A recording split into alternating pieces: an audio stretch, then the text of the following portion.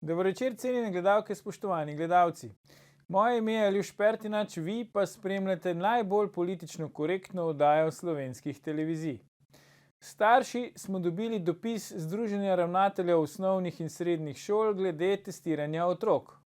V njem ravnatelji med drugim ugotavljajo: glede na to, da celoten vladni odlok uporablja termin samotestiranje, učitelj ne sme testirati otroka, ta pa se po navodilih proizvajalcev ne sme samotestirati. V vseh navodilih za samotestiranje je namreč določena minimalna starost ali celo profesionalna raba.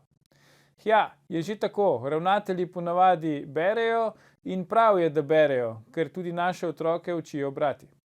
Sedaj pa se lotimo 36. oddaje jubilejne 5. sezone Faktorja na TV3. Resnica boli, komentarji še bolj.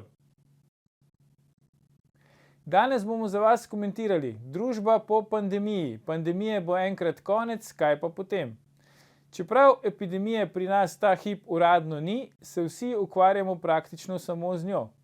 Kaj bo z nami potem, ko bo pandemija enkrat konec, nam bosta pomagala razvozlati naš posebni gost, profesor dr. Dragan Marušič, in naš stalni komentator, dr. Matevž Tomšič. Toplo pozdravljena. Lep pozdrav. Pozdravljeni. Dragan, če midva mogoče začneva, ti si dober v številkah, številke so zdaj naš vsakdan, praktično začenjamo dan, končujemo ga s številkami. Kaj pravijo številke, ti si sigurno že izračunal, kdaj bo konec pandemije?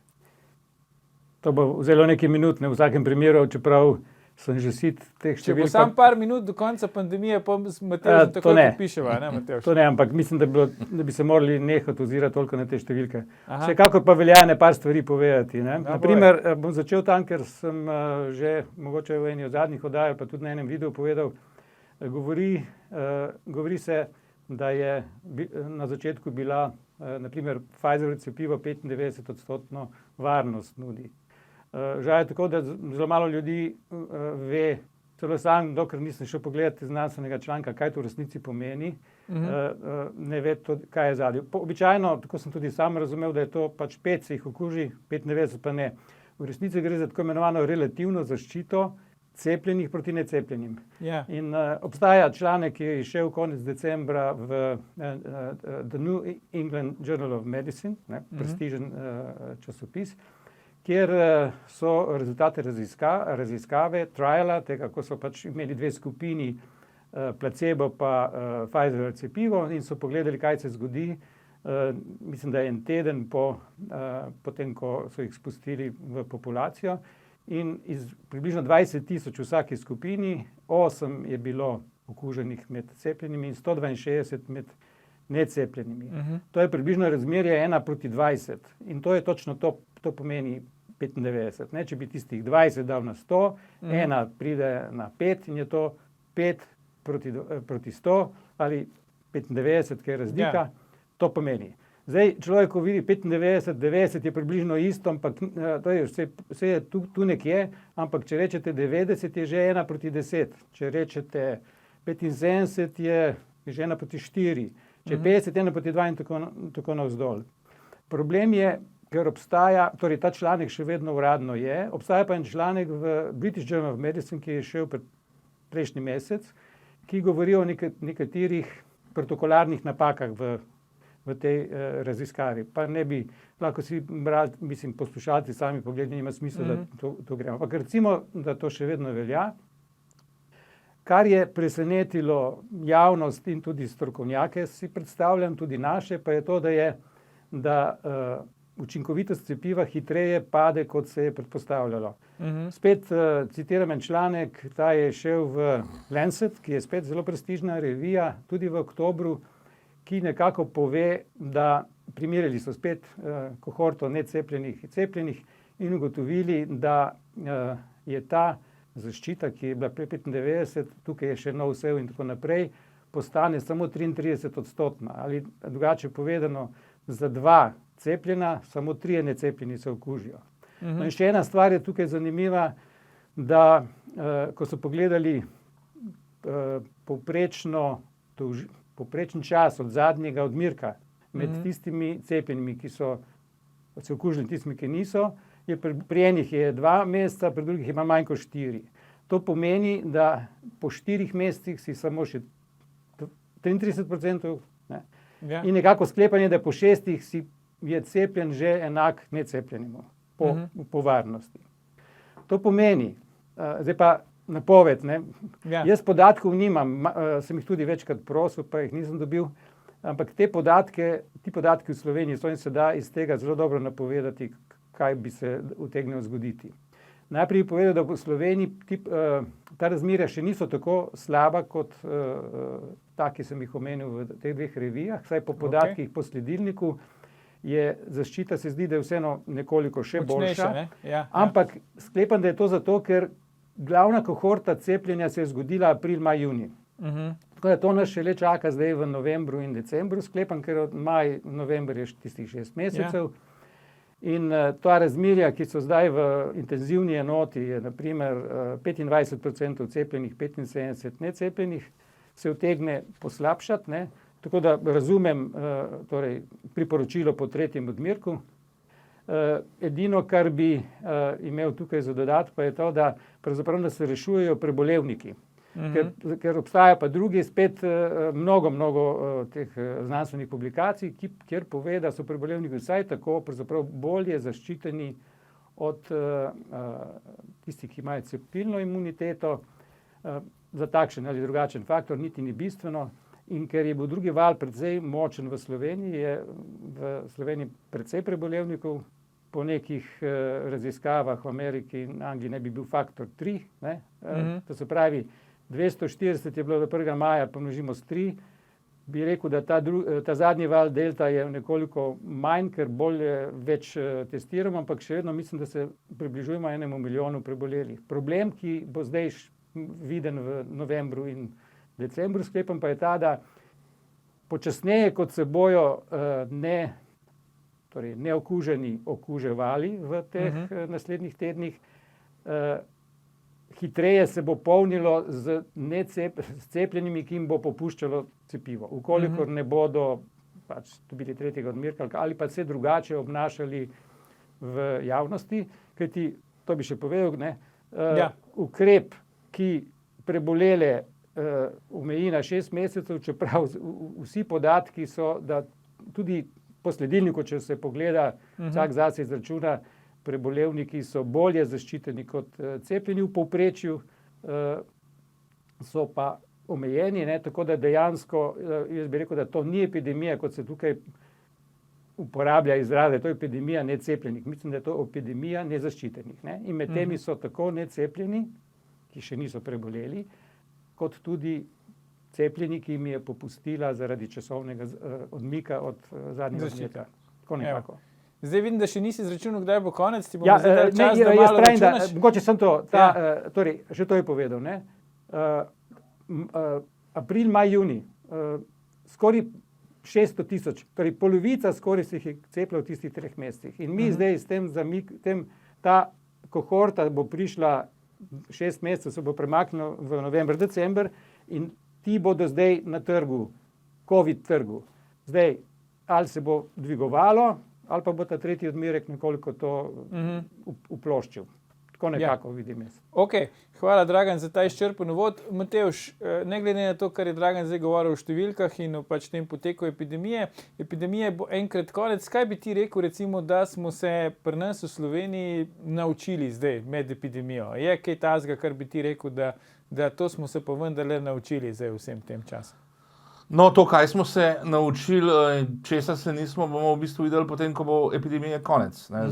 Zdaj zadeva še vedno traja in zdaj se pa še vedno ukvarjamo s temi, kako bi rekel, nujnimi ukrepi za to, da bi epidemija imela čim manj posledic oziroma da bi prinesla čim manj škode. Ne? Se pravi, trenutno se pač dejansko smo še v tej nekak stopni, kjer pač je treba pač storiti tisto, kar je najbolj nujno, biti nekaj recimo temu, ves čas v nekih izrednih razmerah, ne, v neki stopni visoke pripravljenosti, ne, se pravi, tukaj gre za pač te zadeve, ki so povezane z takšnimi ali drugačnimi ukrepi, ne, in tukaj pač treba je pač čim več ljudi zaščititi, ne, tako kot je bilo rečeno, ne, se pravi tukaj, jaz mislim, da je tukaj ključna zadeva ta tretji odmerek, ne, jaz sem ga prejšnji teden prejel, tako da mislim, da to bi bilo nujno, vsaj recimo starejšo populacijo, ne, recimo starejšo od 70 ali pa celo od 50, ne, da se jih tudi na ta način še enkrat dodatno precepi, da pač ker v bistvu oni so tisti, ki v glavnem ki zbolevajo, pa ki imajo hujše posledice. Ampak če se zdaj vrnemo na vprašanje, kaj nas je to naučilo, jaz upam, da vendarle, da smo pač določene lekcije odnesli, čeprav bi pa zdaj težko rekel, katere smo. Lahko bi pa rekel, katerih nismo, oziroma česa se nismo naučili. Ne? Se pravi, nismo se pa naučili, ne, da bi vendarle v takih izrednih razmerah postavili neke prave prioritete. Ne? Da pač da tukaj, in da bi recimo tudi, ne vem, razna dnevno politična preigravanja vsaj začasno recimo postavili nekje v ozadje, ne? Da če imamo še vedno situacijo, ko ljudje, celo taki, ki so iz zdravstvene stroke, pozivajo k javnim demonstracijam v teh razmerah, ne? In tukaj pač lahko vidimo, ne, da nekaterim pač je nek politični boj tista absolutna prioriteta, ne, ki jo dajo spredje, ne glede na ceno. Ne. Samo upamo lahko, ne, da bo vendarle recimo ta nek naboj politični oziroma ta konfliktnost s časoma popustila. Ne. Jaz pa, kako bi rekel, zaenkrat, kot pa kaže, pa glede tega nisem nek zelo velik optimist. Prav, predlagam, da si zdaj vzamemo krajši premor, ampak ne nam uiti, gledalke, gledalci, se vrnemo po oglasih, ko nadaljujemo s komentiranjem, kakšni družbeni izzivi nas čakajo po koncu pandemije. Ostanite.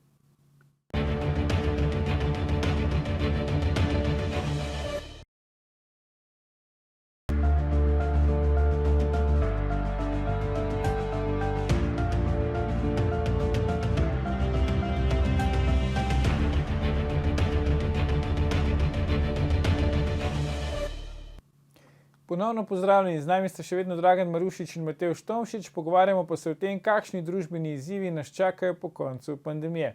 Dragan, ti si hotel nekaj reagirati na to, kar je... Ker si mi dobra istočnica za to, kaj potem. Ne? Mislim, da cepljenje ni edina stvar, ki jo je vredno storiti v obvladovanju epidemije.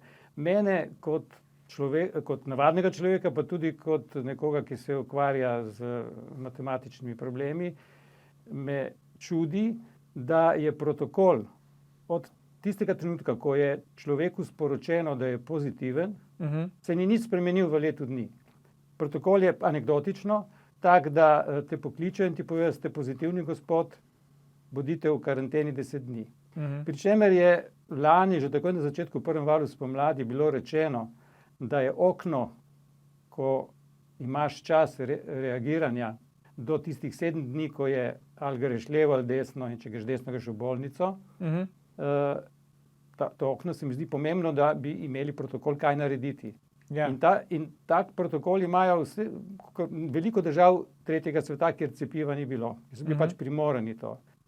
Ne vem, vitamin D, C, cink in ne vem kaj še vse, kakorkoli. To je stvar medicinske stroke, jaz kot matematik nimam pravice, da se tukaj vmešavam. Se pravi, ti hočeš reči, da ni sam, da doma sediš pa čakaš, ne moreš, ker zdaj pri Delta pravijo, je okno samo 3 do 4 dni. In zdaj, če mi želimo, ne moremo samo čakati in moliti, da prije čim manj ljudi v bolnico, ampak poskušati, ker od 100 tistih, ki bodo na nek dan, od 100 enot, pozitivnih, bo toliko in toliko prišlo v bolnico. In če bi pa vzpostavljen protokol, mogoče pa to zmanjšamo, da zmanjšuje in tako naprej. Uporabljajo po svetu veliko raziskav teh tako repurposed drugs, to se pravi tista zdravila, ki so že bila, če se lahko uporabljajo. Veliko jih je. In take in drugačne raziskave, kontroverzne in tako naprej. Znanje pač ivermectin, ki da celo iz Twitterja te dajo dol, če o tem govoriš in ljudje uporabljajo vitamin I kot eufemistično izraz, ampak pustimo, to je stvar medicinske stroke. Jaz pa si mislim kot nekdo, ki dela v znanosti, mislim, to je glavno vprašanje, ki bi mene zanimalo, če bi tukaj deloval, je, kaj se vse da narediti, da bi zmanjšal pritisk na bolnice, ker cepljenje očitno pri Slovencih ne deluje popolnoma. Ne? In mogoče vprašanje, jaz sem pred tednom dni zasledil eno poročilo, znanstveni članek tudi že objavljen, je pač peer reviewed in tako naprej. Zdravilo je antidepresiv, fluvoxamin, raziskava, veliko držav je sodelovalo, bilo je v Braziliji in ta naj bi pa je za razliko torej od ivermektina, kjer naj ne bi bilo učinka, tukaj pa naj bi učinek bil. Tako da se mi zdi, da je treba to, ker publika danes vse najde na internetu in ne smemo reči, da samo znanstveniki bodo interpretirali znanost. Ne smemo reči, da zdaj pa javnost ne zaupa znanosti.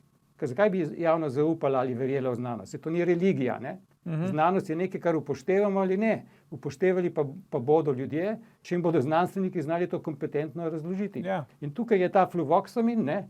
Pa naj povedo, ali je ta raziskava bila korektno narejena ali ne. Če je bila korektna, potem je mogoče vredno to začeti uporabljati. Ja. To so mogoče res vprašanja, ki za ta hip so pretežka v smislu, da vsi pravijo, zanimamo časa, ne, rešujemo življenja. Mislim, to je osnovno vprašanje. Ko bo enkrat konc, ne? Bi povedal, zakaj je to osnovno vprašanje. Zato, ker čas po epidemiji. Očitno je, da tukaj so se eni zelo obogatili, velike farmacevtske družbe, bančni sistemi in tako dalje. Eni pa zelo osiromašili. Srednji razred je potolčen v praktično celem zahodnem liberalnem svetu. In imamo pravico vprašati, zakaj fluvoxamin, ki stane ena kura, $4, je bilo tam rečeno. Zdaj pa tukaj postavljajo Pfizer in Merck, ki je izumitelj, ki je delal ivermektin, pa ponuja zdravilo, ki bo več $1000. Jasno je, da javnost se vpraša, kaj pa če je tukaj samo vprašanje financ. In je treba, če temu ni tako in da ta zdravila niso dobra in ta nova morajo biti narejena, potem morajo naloga znanstvenika, da je to kompetentno razloži, zakaj je temu tako. In če kompetentno ne bo razložil, ljudje ne bodo verjeli. Matevž, zdaj v Sloveniji, pravijo, smo razdeljeni, delimo se, ne vem, glede polpretekle zgodovine, delimo se glede podpore tej ali pa oni vladi, zdaj se delimo še glede tega vprašanja cepljeni, necepljeni. Zdaj po koncu pandemije, po tvojem mnenju, bomo mi uspeli preseči te delitve, zdaj, ker ne bo več pač bolezen nam grozila, tako kot nam grozi danes, misliš, da bojo te delitve pol tudi zginile, ali se nam bo vse in to pol poznalo tudi še kasneje?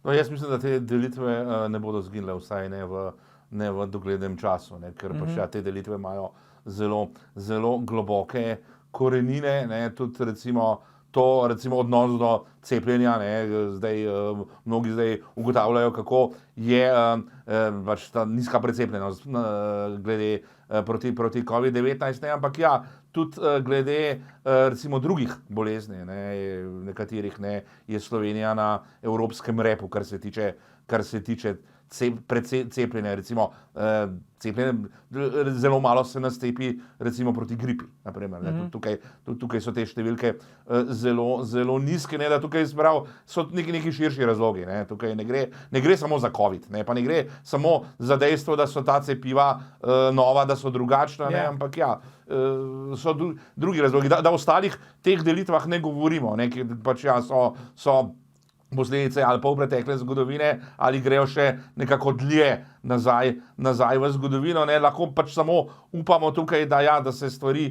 s časoma nekoliko obrusijo, da mogoče tudi neka recimo menjava generacij, denimo v politiki, da bo prispevala k temu. Ni pa to nobeno jamstvo, ker konec koncev tukaj nič ni tukaj samodejnega. Recimo mlade generacije niso nujno manj, kako bi rekel, dovzetne do tovrstnih recimo ideoloških sporov, ideoloških konfliktov kot starejše.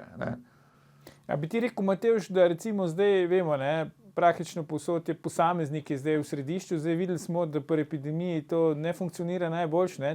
Če vsak misli sam nase. Misliš, da se bo to vseeno spremenilo zdaj, da bomo počasi začeli bolj spet skupnost postavljati v ospredje, ali bo ta čisti individualizem prevladal in bo še naprej dominantni? Ja, no, moderna družba je individualistična družba. Ne. To seveda ni nikakršna slovenska posebnost, ne, ampak to je eden teh recimo trendov oziroma ena glavnih značilnosti modernizacije je bil ravno ta individualizem, se pravi postavljanje posameznika v ospredje, ne, kot onega tistega, ki je v središču, ki ima pravice, ne, in to poudarjanje pravic, ne, gre zelo daleč, včasih celo predaleč, ne. Predvsem gre to na rovaš odgovornosti. Recimo, ko ljudje mislijo, da pač jaz imam pravico tako rekoč do vsega, ne glede na to, kakšne učinke ima to na ostale. Ne. Tukaj jaz bi rekel, da do nekega večjega zavedanja medsebojne odvisnosti vendarle prihaja tukaj. Ne. In ker pač v nekih kriznih razmerah, ne, je človek se lahko zanese, pač se ne more samo nase zanašati. Ne. In pa to velja recimo v nekem času nekega blagostanja, ne. Ko so nam vse udobje, vsa blaginja, vse pravice nekaj tako rekoč samoumevnega, nekaj, kar je tako rekoč naravno. Ne. Medtem ko v takšnih razmerah pa se te stvari pridejo pod nek vprašaj. Ne. Da recimo to, da se lahko nekdo giblje naokoli, ne, da zdaj to ni več samoumevno. Ne. Vemo, da smo bili omejeni na občine, da recimo se v nočnem času nismo smeli gibati, ne, da pač ene stvari vendarle niso samoumevne. Ne. In ta recimo vidik neki skupnostni vidik, ne, to bi bilo vsaj v določenih ozirih nedvomno potrebno okrepiti. Ja, Dragan, zdaj, če sem te prej prav razumel, ti vseeno zaupaš ljudem, ne? Ker zdaj slišimo, recimo, pač ljudje smo zmešani, vsak misli sam nase.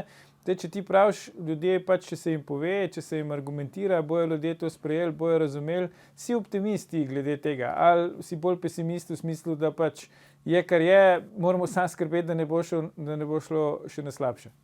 Ja, mislim, da je najboljše, da se ljudem iskreno pove. Tudi, jaz mislim, da naprimer za pomanjkljivosti cepiv, da traja manj časa. To se je lahko vedelo že avgusta, če se je pogledalo, kaj se dogaja v Izraelu. Ne? Tako da v tem smislu mislim, da je odprta informacija najboljša. Še zlasti zato, ker treba misliti nekaj korakov naprej. Znano je, da v povprečju ljudje ne razmišljajo več kot dober korak in pol naprej. Za dobro funkcionirajočo družbo pa so potrebni premisliki, ki grejo več korakov naprej. Ne? Tako da v tem smislu zdaj, če smo še vedno znotraj te epidemije oziroma pandemije, je važno naša izhodna strategija, ker poskušamo predvideti, kaj se bo zgodilo po koncu, kaj nas čaka. In najpomembnejše je ekonomski okvir, v katerem bomo delovali. In tukaj se meni zdi, da bodo bolje šle skozi tiste skupnosti, tiste države, ki bodo čim bolj samozadostne. Vidimo, kako je narasla cena energentov, ali je to od nekoga sproženo, ali je to nek naravni proces, niti ni bistveno. Na koncu ni važno, ne? Ja. Važno je, da ta skupnost, v kateri živimo, zna poskrbeti za svojo hrano in za svoje energente, da bo lahko kolikor toliko funkcionirala. Predvsem pa mora poskrbeti za svoj mladi rod. In v tem smislu, to je mogoče še zadnji replika na vprašanje, kako smo se tukaj postavili in kakšna strategija je bila. Mislim, da si moramo pogledati v zrcalo in reči, ne, tako maltretiranje otrok, pri čemer od malih do mlajših pa do šol obveznih, pri čemer je pri njih nevarnost zelo, zelo, zelo majhna. Ne. Je sicer vse korektno stališče, moramo zaščititi, vse konec koncev tudi jaz spadam v zelo, zelo staro populacijo. Ne. Ampak je pa tudi značilnost skupnosti, ki bo implodirala sama vase. Ker skupnost, ki nima mladega rodu, ne, ki mladi rod prepušča v neke Zoom sekcije, ne, in ga odmika od realnega življenja, postavlja temelje za popolno kontrolo nad temi ljudmi v bližnji prihodnosti. če se Facebook spreminja v metaverse, ne, se pravi v nek popolnoma virtualni, digitalni svet namesto tega realnega, pomeni, da bo, to je itak že vidno, ne, vse več je umetne inteligence in vse manje naravne, pol pa tudi veliko več umetnih emocij in nič več naravnih emocij, to pa potem mislim, da ni več človek, ne. Ljudstvo, skupnost ljudi, ki nima naravnih emocij, naravne inteligence, to več ni človek. Ne. Ja. Tako nekako, mislim, da tukaj v tej smislu bi morali malo razmišljati, kako se je zahodni liberalni svet postavil proti tej krizi in kako so se druge države, ki jih imamo za nek tretji nerazviti svet, veliko bolj naravno. Ne. Matevž, zdaj dostikrat slišimo tudi, ne, da se ti družbeni vidiki epidemije, da se premalo poudarjajo, se pravi, da ta mehki del, da se temu daje preveč pozornosti. Ti si družboslovec po stroki, Premalo kakšen misliš imaš ti verjetno, ne. občutek? Ja. Se pravi, da se dali premalo pozornosti. Da se da premalo pozornosti, ja. Ja, To ne, me zanima ti kot družboslovec, kako ti to recimo To gre? neke mere to drži, ne, čeprav seveda tukaj je treba upoštevati prioritete, ne, da ja, pač vsaka družba ima omejene resurse, ne. In ja, pač, ko imamo situacijo, ko ljudje zbolevajo, ko nekateri tudi že umrejo, ne, ja, je pač treba najprej ta vidik rešiti. Ne.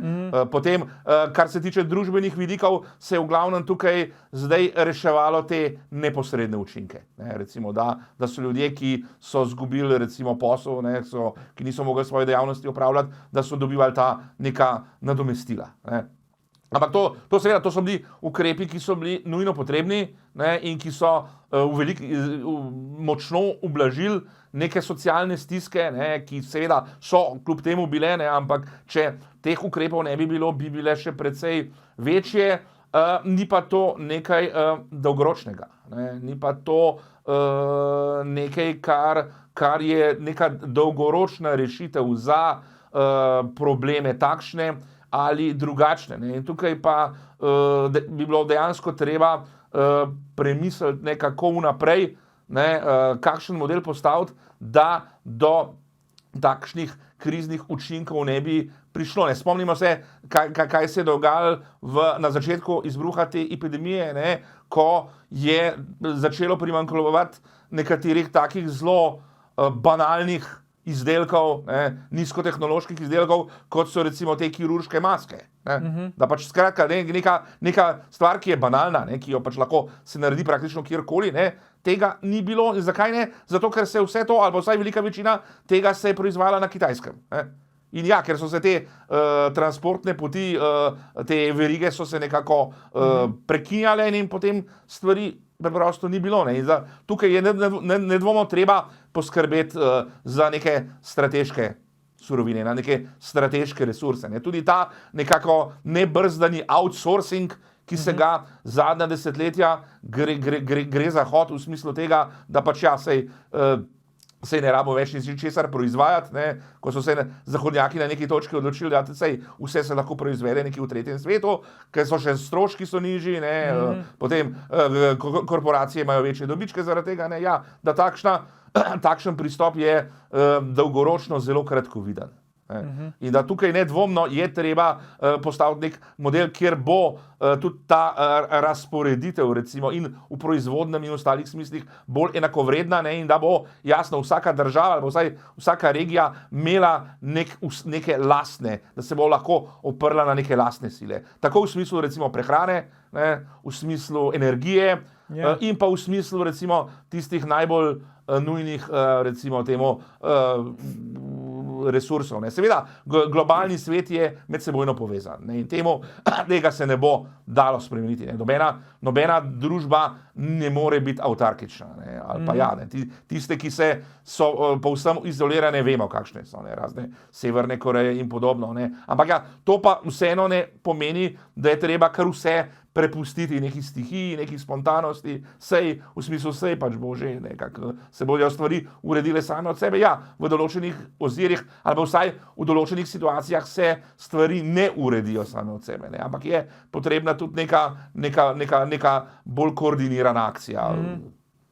Zdaj, ponavadi, ko se nekaj ponavlja, pa je izven naših rok, zapademo v apatijo. Se vama zdi, da je ta apatija neka splošna, bo problem tudi po koncu pandemije? Vidite to kot neko posebno težavo ali se vama zdi, da ko bo konc pač bolezni, strahu pred boleznijo, tudi teh ukrepov, tudi ta neka splošna apatija ne bo več problem?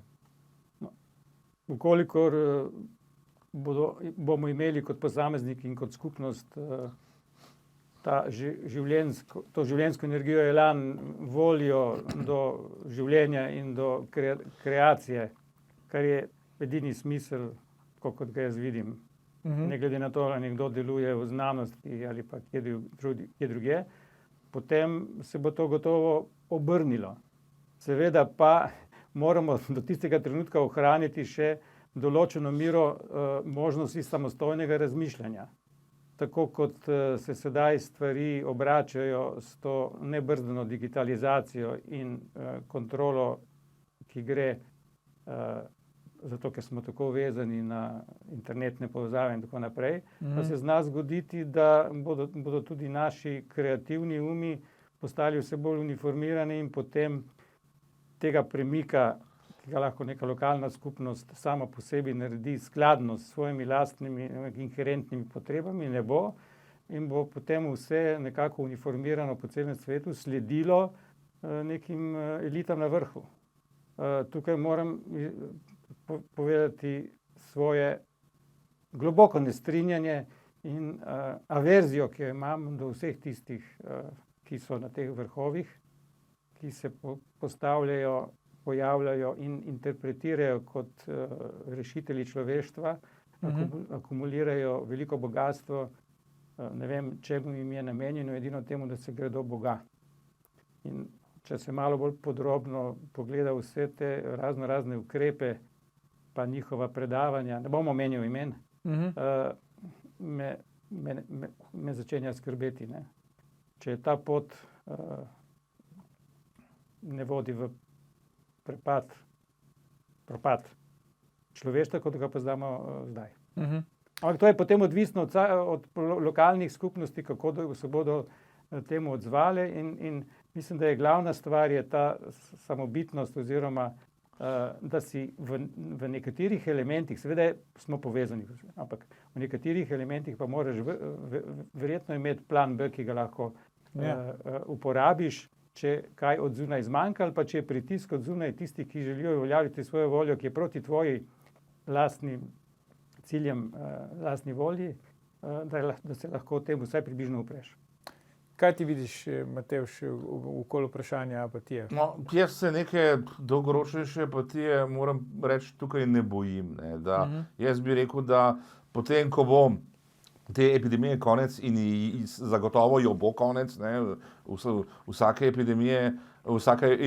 epidemije se je enkrat končala, ne, jaz mislim, da glede tega sem relativen optimist, ne, jaz bi rekel, da bi to lahko že tam rok cirka, ne, recimo do spomladi, ne, se stvari normalizirale, ne, in ja, potem menim, da bo tudi teh napetosti ali pa teh stisk, te tesnobe, da bo precej manj, ne, recimo spomnimo se, kaj se je dogajalo po koncu španske gripe, ne, ki je bila še precej bolj smrtonosna, kot je COVID-19, ki je pobila mislim, da so številke tam od 20 do 50 milijonov ljudi, s tem, da takrat je bilo na svetu precej manj prebivalstva, kot ga je danes, ne, in potem v 20 letih je potem sledil nek razcvet oziroma nek boom dogajanja, ne, tako na Roaring Twenties, ne, se pravi, ko se je dogajalo, ko je bilo neko kulturno življenje, zabave in tako naprej. Jaz mislim, da se to nekaj podobnega lahko tudi zdaj ponovi. Tako da, je pa seveda, ja, ne, to zdaj stvar če gledamo pa dolgoročno, ne, tudi ta Roaring Twenties so se končala, vemo kako, ne, za to globalno gospodarsko krizo, ki je leta 1929 izbruhnila. Ne, in ja, tako da tukaj na dolgi rok nedvomno je potrebno pač gledati tudi na to, da se vzpostavi nek vzdržen model, ne, tudi jaz nekako nasprotujem neki popolni unifikaciji, ne, ki jo določeni globalni krogi dejansko, lahko bi rekel, že kar vsiljujejo, ne, kako da v smislu tega, da nobena identiteta ni pomembna, ne, da ni pomembna religija, ni pomemben narod, ni pomembna tradicija, ne, da pač bi vse naredili neko amorfno maso nekih potrošniško naravnanih posameznikov. Ne, tukaj temu bi rekel, da se je potrebno upreti. Mogoče en stavek, dva mi je padlo na pamet. Kot nekdo, ki dela v znanosti, želim in upam, da bo znanost služila v prihodnosti predvsem človeštvu, ne pa ozkim elitam, in da ne bo tarnala preko znanstvenikov, nekaterih, da je javnost ne verjame, da ji ne zaupa in tako naprej. Ponovim še tisto, kar sem prej povedal na začetku. Ne. Naj se trudi to delati znanost na takšen način, da bo preverljiva, potem jo bomo upoštevali. In potem pa lahko rečem, da verjamem, da se bodo stvari obrnile v pravo smer. Ker vedno je človek delal napredek preko znanosti, ampak znanost ne sme biti omadeževana z pritlehnimi interesi nekaterih skupin. Ja. Eno stvar sem te še hotel vprašati, Dragan, preden počasi zaključimo. Zdaj, v prvem valu nekako smo bili Slovenci med najboljšimi, tako smo imeli občutek, v drugem valu približno tako kot vsi ostali, zdaj v tretjem imamo mogoče občutek, da nam gre slabše kot drugim. Recimo ta podatek je zdaj zakrožil par dni nazaj, da smo prvi na svetu po številu okužb na milijon prebivalcev. Jaz ne verjamem, če Slovenija lahko čimrekoli prva na svetu, a je lahko prva na svetu po številu okužb na milijon prebivalcev. Najprej bi rekel, da to ni po Worldometru, mislim, da smo na 6. mestu. Ne? Ampak to je po drugi strani tudi dobro, ne? Ker se več ljudi preboleva. Ne? Ja. Nekako bolj je tu zaskrbljujoče to, da je, ko se pogledajo te številke, je večji procent ljudi konča v bolnici in na intenzivni enoti. Ne? Ampak to sem pa povedal prej, kaj je za narediti. Ne? Naj se pogledajo vse raziskave, ki tečejo po svetu, mogoče se da kaj vključiti v protokol, predno minijo tisti 3-4 dnevi za delto. Ne? Kar se pa tistega prvega vala tiče, mogoče smo že malo pozabili, ne, da celotno število okužb, nismo prav dobro testirali, ampak je bilo 1500, to je en dopoldne danes. Ne. Tako da takrat smo bili zelo, zelo visoko alertni, ne. Danes smo že malo mogoče navajeni vsega in na to drugače gledamo. Tako da nam se zdaj dogaja samo zamik, glede na tiste države, ki so bile močneje precepljene, ki so imele to vrhunec bolj v poletju, mi ga imamo pa zdaj kasneje. Iz razlogov, ki sem jih prej navedel, zato ker se pač ti del cepljenih ni več zaščite. Ok, bomo videli, kaj bo po koncu pandemije, pa če ne prej se takrat seveda znova srečamo v oddaji. Za danes pa dr. Dragan Marušič, dr. Matevž Tomšič, najlepša hvala za vajine komentarje. Gledalke, gledalci, to je bil v življenju po epidemiji in seveda tudi med epidemijo že 640. Faktor na TV3. Gledajte našo oddajo tudi ta konec tedna, mi pa se v živo spet vidimo prihodnji ponedeljek, ko bo naš gost v Faktorju tedna ekonomist dr. Janez Šušteršič. Ne zamudite, predvsem pa ne pozabite, ni vseeno, kdo kaj reče.